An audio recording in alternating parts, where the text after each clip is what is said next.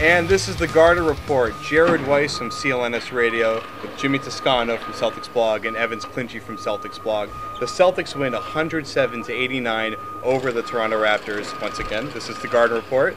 We're going to take you through the game today, talk about Rajon Rondo, Jason Terry, Jared Sullinger, a couple of guys who put up a couple nice stat lines tonight.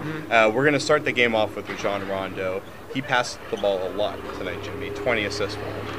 He did, and the first thing I was looking for was to see if there was any limping, if he was any signs of the ankle injury, and early on I didn't see anything. I didn't see anything later either. It was nice that he got the rest in the fourth quarter, but it was pretty clear early on that he was cleared to play and he was definitely fine to go, and we saw that early. I mean, I think he had 7 assists in the first quarter, so that was great to see.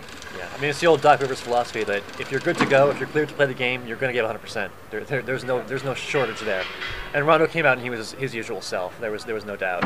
He wanted to prove it early. He wanted to attack from the very start and let you know that he was going to be there and be his same old self, and he was. And we could tell you what percentage he was, but we'll just let Rondo do it himself. You felt halfway decent during the game. How do you feel now? I'm back at about 79%. 79? Yeah, but I'll get some rest tonight and get back up to like 94. So Rondo in a joking mood after the game tonight, obviously, but it was funny because kind of towards the end of the first half, he seemed to be trying to pass so much that he kind of was turning the ball over and actually hurting the Celtics for a little bit, Evans. And it kind of got a little ridiculous at one point, right? Yeah, I mean, that's been the story of his last 3 years, though. He's just been looking to pile up assists at historic rates, and he's been doing it at pretty good rates. I mean, part of that is the official scorers. I mean, they've been really generous with some of the assists, but, he piles up numbers at home because it's just kind of the way he does things here. Like Terry taking 5 steps and then popping a jump. There were a few 5-steppers, but whatever, he'll take it. I think he has, I don't know the exact number, I think it's 5 20-assist games, all at home. Yeah, his career high on the road is 17. Actually, I think it's 6 20 assists. This was a 6, This would be a 6th one. So he had one earlier this year, too. That's correct. It's a second at home this year, Yeah, and honestly, I mean, when you have 20 assists, some of those passes are gonna find their way to the wrong person or out of bounds. And 20 assists, 5 turnovers, I'll take that ratio any day. It's also dependent on fluky shooting. I mean, if a guy hits a shot, he misses a shot. It varies from day to day, and a lot of guys made shots today for the Celtics, so that's kind of part of what it was. And typically when Rondo is asked about why do you get so many assists, he says because the guys make a lot of shots. Right. And they shot 57% tonight, and we'll get to that in a minute. But we do have to talk about the guy that was hitting a lot of the big shots. Jason Terry is his name. The Jet has been taking off. We've seen Jimmy try to take off a couple times on the early tapings of the show. I mean, it was a pretty slow start for him in Boston, trying to learn how to work off ball with this team. He's a guy that gets a lot of run off the ball with kind of like a ball dominant player. He was with Dirk, whether it's with Rondo now. Obviously, he's probably the most ball dominant guy in the entire league. But he's learning how to play off the ball with this team. But he's also starting to get the ball more, Jimmy, in his hands, and that's when he really thrives. Yeah, I think it was tough for him early on because Doug would have him in the starting lineup, then he'd have him with the reserves, he'd have him playing next to Paul Pierce and Kevin Garnett. Then all of a sudden it's it's Sullinger, it's Jeff Green, and it's Courtney Lee. It's all different guys. And when you're a new player coming onto a team, you're already uncomfortable to start. And now, not only are you uncomfortable to start, but you're literally just when you're getting comfortable with one group, you're getting shoved onto another one. So now it seems that he's with the starting unit. He's comfortable with with Pierce, with Rondo especially in that third quarter there. Especially, and I'll get into it later, but I thought that was the difference in the game with Terry. He's starting to, get his confidence up and trust the guys around him, and they're starting to trust him as well. Yeah, when Terry first got here, he was saying, it's my job to be the leader of the second unit. That was his role, and he was comfortable in that role. And why not? He's been a 6th man of the year in the NBA. Like, he knows how to be a bench leader. But then Doc kind of asked him, a couple of weeks into the season to switch roles and be the starting shooting guard. There's some adjustment time that goes into that. But, I mean, I think he's really adjusted well, and he's been really hot the last 2 games, so hats off to him. And that's kind of been the thing with Terry. We talked about this earlier. Is he's a streaky player, as are most shooters. We've been enduring it here for a while with Ray Allen. I mean, Ray Allen was as streaky a player as it gets. Shooking the ball, of course. That's proper English. It's hard to shoot. Exactly. But with Terry, it comes in spurts. We saw it in the playoffs a couple years ago when they won that title. He'd have one game where he had 8 points, another game at 26 points, where he completely take over the game and single-handedly beat the Heat. So with him, it's going to come in spurts a little bit, but what's good is on this team, it's not really a necessity because you have Lee as such an active player, and of course when Bradley comes back in a couple months. We saw him actually dressed on the bench tonight which I think was the first time that we've seen that so far this year, Evans. Yeah, well, he's been activated because you got Fab Melo and Chris Joseph in Maine. So right? They've only got 13 guys on the team, and all 13 are on the active roster. So even ones who aren't in the building, like Jason Collins, or on the roster. So going back to the whole shooter, he's a shooter comment that you made. Ray Allen was obviously the same way. You know, Ray would go 1 for 10, and they would give him the ball for that, for that 11th shot because they had all that trust in him. And it's the same with Terry. You know, he could be really cold all game, but he's going to be in there in the fourth quarter, and he's going to be given the ball, and he's going to be expected to make it. And if he doesn't, then they're still going to go back to him again. Like, it's just one of those things where we saw it with Ray. He was cold, they still went to him, and a lot of times he would be cold and he'd still make the shot. Yeah. All right, well, we're in the TD Garden right now as it's being torn apart for a concert tomorrow night. And the reason why we're here is because this is where the Celtics have not been shooting so far this season, and then that changed tonight. 57% shooting for the Celtics. Or, I'm sorry, 56.6. I'm sorry for being You can round up. We can round up. Why not? Exactly. We're rounding up because of... We round up when they win. We round down when they lose. Well, we're rondoing up. Let's look at Doc talking about how rondo is kind of the key to this offense and how that really came through tonight. You know, it's an offense in itself. You know, we used to say that. We've always said that about him. You know, we have an offense, and then he creates another offense at times. You know, he's a tough one. He's, I sit with a lot of coaches, and we brainstorm how to guard him, and I love hearing them because I know the wrong ones. I don't ever say much, but it's hard because he's so smart. Now he's making a shot. It's a lot harder. And that's why that elbow action in the second half kept working because he made the one. They had to go over top, and with him, I mean, that gives him room. He's been terrific. Doc Rivers on Rondo being an offense within itself, really. And tonight the offense was really clicking. They were very, very good at execution, and they were getting a lot of easy shots, a lot of uncontested shots. Yeah, I mean, the first quarter was the exact quarter that we've been waiting to see. The exact first quarter that we were waiting to see for a while. They've started off slow, and a lot of their losses in this game, they were 14 of 19 from the field, 73%, I believe. Quick math.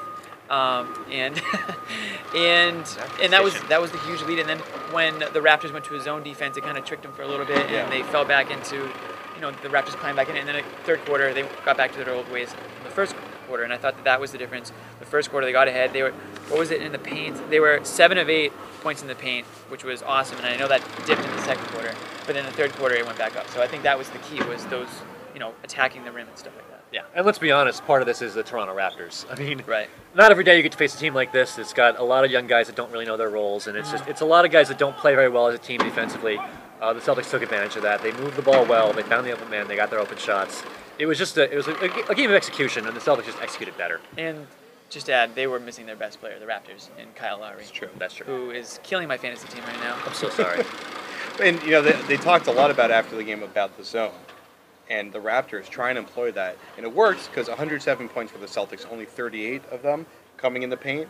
But the shooting was just so on fire tonight that it didn't make a difference. If you have good shooters, you can beat a zone. And that's what Terry, Pierce, Barbosa, that's what they do. They eat zones alive. It's not a problem.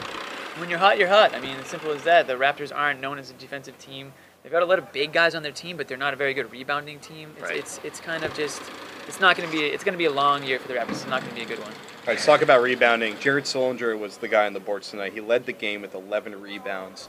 And there was I thought the most fun and entertaining matchup tonight was watching him and Ed Davis go against each other underneath. Because Ed Davis was getting around him a lot for offensive rebounds and drawing fouls, keeping the play alive. I mean, Ed Davis was huge. Second chance points, it was even 14-13 with the Celtics with the advantage there. But Sullinger, his first career double-double in this game, 12 points, 11 rebounds on 5 for 8 shooting in 26 minutes. He actually played the most out of all the power forwards, I believe. More than Bass, Wilcox, and KG. So Sullinger was the one getting the most run at the floor tonight. And Davis, who was really killing them and really bringing the game back to, I think it was a 5-point deficit at one point, Evans. And then Sullinger got in there, kept him out, and Sullinger just kind of pushing him back and boxed him as best as possible. That's what really turned the game around for the Celtics. Yeah, Sullinger was really motivated to outplay Davis, especially on the glass, because Doc talked about after Thursday night's game against Brooklyn, he was saying at Brooklyn, if anybody gets an offensive rebound over you, I'm taking you out. Yeah. And Sullinger gave up an offensive rebound, got taken out of the game, only played I think 7 minutes the whole game.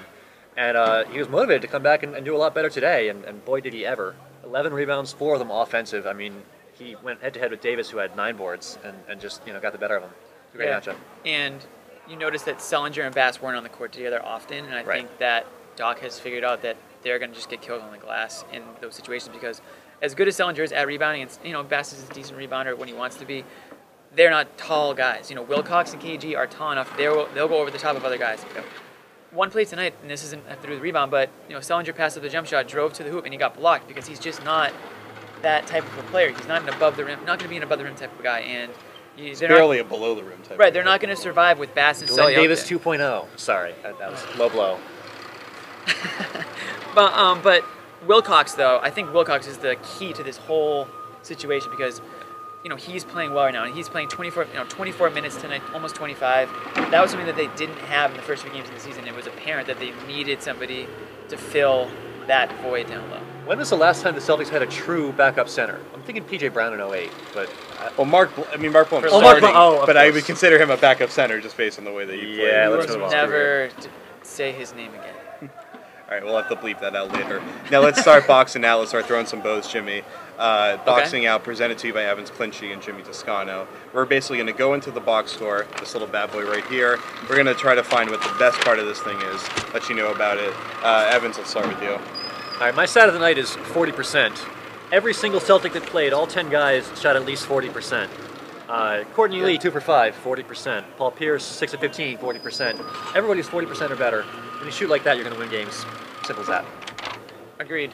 Hopefully not everyone shoots 40%, but when that's the or low, better. when that's the low 40 point, or better. Right. But when that's the low point, then you're doing a good job. My stat of the night is 17 minutes and 10 seconds. Those are the minutes for Kevin Garnett on the first night of a back-to-back. Doc was really upset with himself after Wednesday's game because Kevin Garnett played 30 minutes and he didn't want him to play that many minutes, or 29 or whatever it was. And you saw tonight, luckily the Celtics were good enough that they didn't need Kevin Garnett that much tonight. They didn't need him at all in the fourth quarter. Thank you, Chris Wilcox. And exactly, that goes back to the whole Wilcox, Sullinger, Bass thing. All right, there was one number that just kind of was blowing away what you normally consider the range for this statistic. Assists, 37 for the Celtics to 22, which is actually a pretty good number for the Raptors.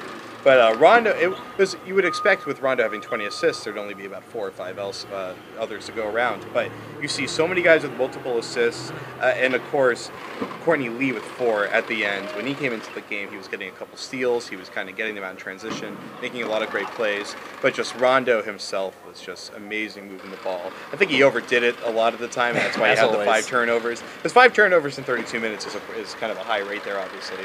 But when you're we talked about it before. He probably is about the highest usage rate in the league. I mean, he is involved in really running just about every single play that this offense runs.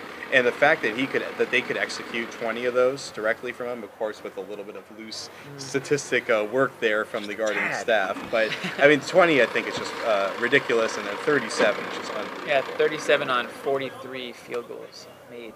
It's even crazier if you think about it. Just 6 baskets went unassisted. All right, Jimmy, ball of the night time. This is the best player of the game for us. Doesn't have to be the best performing player, but just the guy that we think really stood out the most.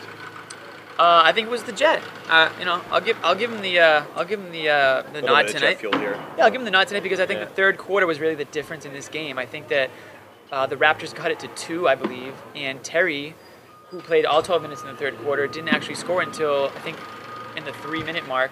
And he hit a big 3 to bring it to 5. He hit another 3, and he hit another 3. So by the end of the third quarter, that was your game. I mean, at that point, you knew that you didn't know, but you assumed that Garnett might not see the floor again if they kept it around that point differential. And I thought Terry was the difference maker in the quarter, in turn the game.